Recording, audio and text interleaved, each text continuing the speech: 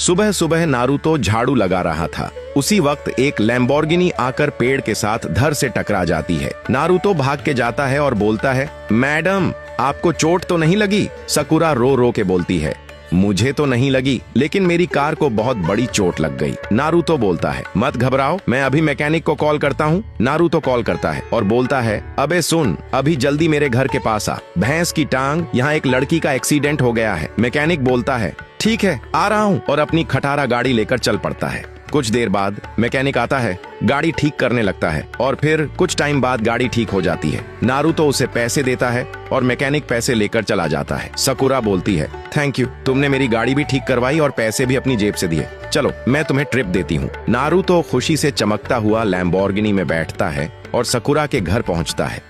गाड़ी से उतरकर दोनों घर के अंदर जाते हैं। उधर सकुरा का पति विदेश से काम करके टोटो से घर लौट रहा होता है। घर लौट के वो टोटो वाले को पैसे देता है। टोटो वाला पैसा लेकर चला जाता है और फिर सोचता है, आज तो मजा आ जाएगा, 10 साल बाद बीवी से मिल रहा हूँ। लेकिन जैसे ही घर में घुसता है, उसके पैरों तले जमीन खिसक जाती है। वो देखता है उसकी बीवी किसी और को प्यार से खाना खिला रही है। गुस्से से चिल्लाता है, भूतनी के, और फिर बिना कुछ सच जाने वो गुस्से से बोलता है, मैं विदेश कमाने जाता हूँ और तू यहाँ किसी और के साथ नैन मटक्का करती है, निकल जा मेरे घर से। ये बोलते ही पति अंदर चला जाता है। सकुरा जोर जोर से रोने लगती है। नारुतो बोलता है, मत रो, चलो मेरे साथ, अब तुम मेरे घर रहना। फिर दोनों जाने लगता है। सकुरा का पति बिस्तर पर लेटे लेटे वहीं सुबह का सीन सोचते रहता है और गुस्से से लाल होने लगता है। फिर उठता है, एक कुल्हाड़ी उठाता है और बीवी को काटने निकलता है। नारुतो के घर आता है और चुपके से जैसे ही कमरे में पहुंचता है, देखता है बीवी सुकून से सो रही है। तभी वो कुल्हाड़ी से खूब खूब के मार डालता है। बीवी को चिल्लाने के भी टाइम नहीं मिलता और फिर उसे फांसी में लटका देता है और पागलों की तरह हंसने लगता है।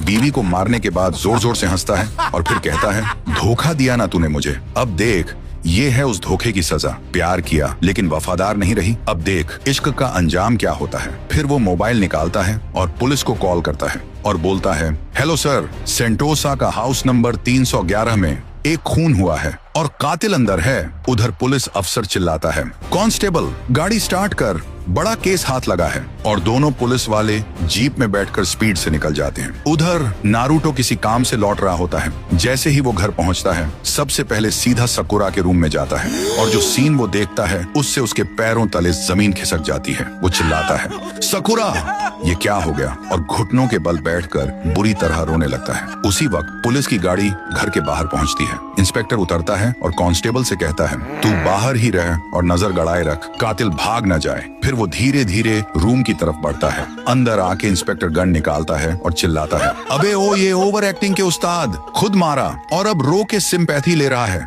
नारुतो हक्का बक्का हो जाता है, नहीं सर, मैं सच कह रहा हूँ, मैं बाहर काम से गया था, अभी अभी आया हूँ। लेकिन पुलिस वाला कुछ नहीं सुनता और उसे पकड़कर घसीटते हुए बाहर ले जाता है। बाहर पेड़ के पीछे खड़ा था सकुरा का पति। जब पुलिस नारुतो को ले जा रही थी, वो जोर जोर से हंस के चिल्लाता है, देख बे साले, मेरी बीवी के साथ प्यार करेगा, अब भुगत इश्क का असली इनाम।